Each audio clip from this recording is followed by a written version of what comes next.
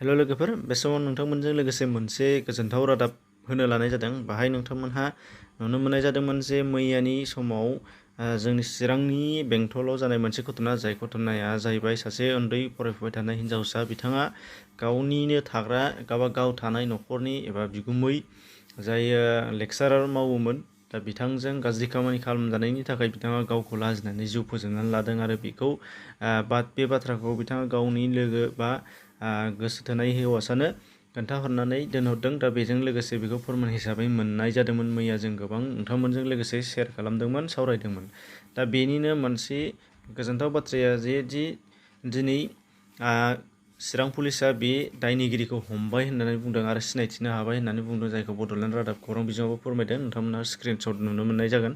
दा बेयाव बिथांमोनहा फोरमायनाय बादिब्ला चिरां पुलिसा दायनिगिरिखौ हमनो हाबाय होनदों आरो बियो जेखौ सन्देह खालामदोंमोन, जेखौ बुंदोंमोन, बे जाहैबाय बिथाङा प्रबिन नार्जारी आरो बेयो बेंटल कलेजनि सासे फिल'सफि डिपार्टमेन्टनि सासे लेक्सारारमोन होनदों, जायखौ जोङो बयबो मैयानो भाइरेल भिडिअ बा भाइरेल फट' जों नुनो मोनखानाय जादोंमोन। नोंथांमोनहाबो बेखौनो नुदोंमोन। बिथाङानो दा खोथाया बुंनो गोनाङा बेसो, बिथांखौ पुलिसा खाबाय, नाथाय बिथाङा सासे लेक्सारारमोन। जुदि लेक्सारार बादि मानसियानो जोंनि समाजाव बेबायदि गाज्रि खामानि मावनो हायोब्ला एबा हादोंब्ला बिनि मा लेक्सार होनो, बियो मा लेक्सार होगोन?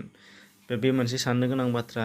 आरो बिथां बादि गोरों गोरा मानसिया बेबायदि खामानि मावोबा उननि नंखाय बाखाय जोंनि मानसिफोरखौ जों मा होननानै बुंनो? दा बेयाव जोङो गोबां साननो गोनां बाथ्रा। आरो बेबायदि सासे नेहाद गोसोनि मानसिया जुदि लेक्सारार जायोबा बिनि स्टुडेन्टफोरा मारै जागोन? स्टुडेन्टफोरा बिनि सायाव मा खालामगोन? बे मा गियान सोलोंनो हागोन? दा बेयो मोनसे बिराद गिदिर जोंनाव मोनसे सोंथि।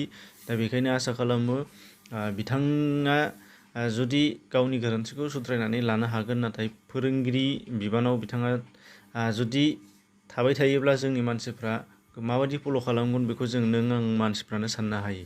दा बेखायनो जा हायो बिथां बादि मानसिया सासपेन्ड खालामजायोबा साबसिन। मानो होनबा जोङो गोबाङानो बेबादि दागो गोनां मानसिनि सायाव सोलोंथाइ लानो बायो। बयबो मिथिगोन, नोंथाङाबो साननो हागोन।